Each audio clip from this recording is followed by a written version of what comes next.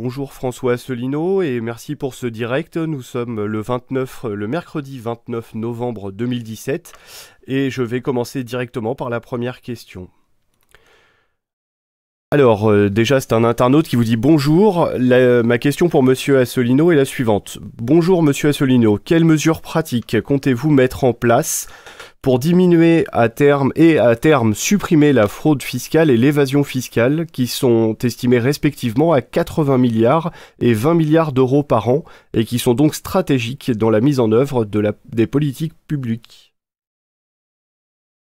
Alors bonsoir à toutes et à tous pour ce nouvel entretien en direct du mois de novembre, le dernier du mois de novembre 2017. La question qui est posée par cet internaute est une question judicieuse à laquelle j'ai déjà plusieurs fois répondu. Donc je vais redire. La base même de la fraude fiscale, de l'évasion fiscale, c'est la libre circulation des mouvements de capitaux.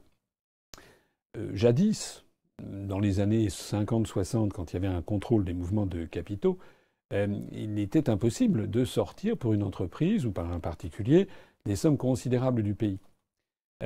Donc, lorsqu'il y avait des crises politiques en France, c'était le cas par exemple en 1968, il y a eu des particuliers qui sont sortis de France avec des capitaux, sous forme notamment de lingots d'or qu'ils avaient placés en Suisse. C'était illégal, mais ça prenait des proportions qui étaient relativement limitées. Avec la libre circulation des mouvements de capitaux qui a été introduite, comme vous le savez, par actuellement l'article 63 du traité sur le fonctionnement de l'Union européenne, en tout cas qui a été introduite par le traité de Maastricht de 1992, désormais les grandes sociétés peuvent à tout moment sortir des milliards d'euros de capitaux. Et ce faisant, eh bien, elles peuvent faire apparaître, par des écritures comptables, elles peuvent faire apparaître des excédents de rentabilité, des résultats positifs dans des pays comme par exemple le Luxembourg, où il n'y a quasiment pas d'impôt sur les sociétés, où en tout cas les sociétés sont très très peu taxées, c'est la base même du scandale LuxLeaks, et faire apparaître en revanche des résultats à la limite de la rentabilité, voire négatifs, dans un pays comme la France, où la fiscalité sur les entreprises reste relativement élevée par rapport à d'autres pays de l'Union européenne. Donc la base même des problèmes posés, c'est cette libre circulation des mouvements de capitaux. Donc c'est la première chose à faire. Je l'ai dit, redit, je le redis une nouvelle fois. Je l'ai présenté dans le programme. De toute façon, si l'on veut sortir la France de l'Union européenne et de l'euro, il faudra bien rétablir un contrôle des mouvements de capitaux. De toute façon, ça sera inéluctable. J'ajoute aussi au passage d'ailleurs que le retour des contrôles de mouvements de capitaux permettra aussi progressivement de renationaliser la dette publique française.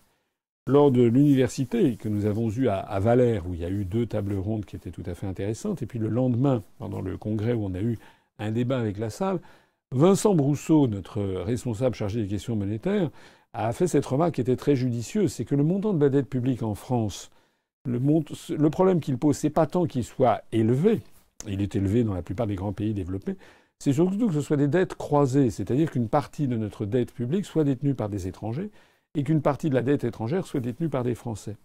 Mais si on avait un contrôle des mouvements de capitaux et si l'essentiel de la dette publique était détenu par des nationaux, ça poserait des problèmes beaucoup, beaucoup moins graves qu'actuellement. Voilà la réponse. Donc, bien sûr, ça n'empêchera pas de mener aussi à bien les poursuites nécessaires, les poursuites judiciaires contre les mouvements contre tous les phénomènes de fraude fiscale ou d'évasion fiscale. Un dernier mot aussi que je voudrais dire, c'est que il y a eu effectivement une petite agitation planétaire, si j'ose dire, il y a quelques jours, où tout le monde, c'était l'affaire des Paradise Papers, c'est-à-dire des centaines de journalistes qui se sont émus de la fraude et de l'évasion fiscale au niveau planétaire. C'était une plaisanterie, enfin, tout le monde est bien au courant. Et puis surtout, on s'est plaint de la conséquence et on s'est pas plaint de la cause. Parce que certains ont dit qu'il faut lutter contre ça, mais le problème numéro 1 que pose la libre circulation des mouvements de capitaux, c'est d'abord que ça permet de délocaliser des activités et ça permet à quelques capitaines d'industrie et à leurs actionnaires de faire des profits considérables en allant profiter du différentiel de taux de salaire et de charges sociales et environnementales dans des pays beaucoup plus pauvres. C'est de là que vient l'origine de la fortune. Donc avant que de parler des placements illicites dans des paradis, ou d'ailleurs licites, mais disons peu éthiques, dans des paradis fiscaux ou de la fraude et de l'évasion fiscale, il faudrait aussi parler de l'exploitation du différentiel de taux de salaire, de charges sociales et environnementales entre les pays riches et les pays pauvres.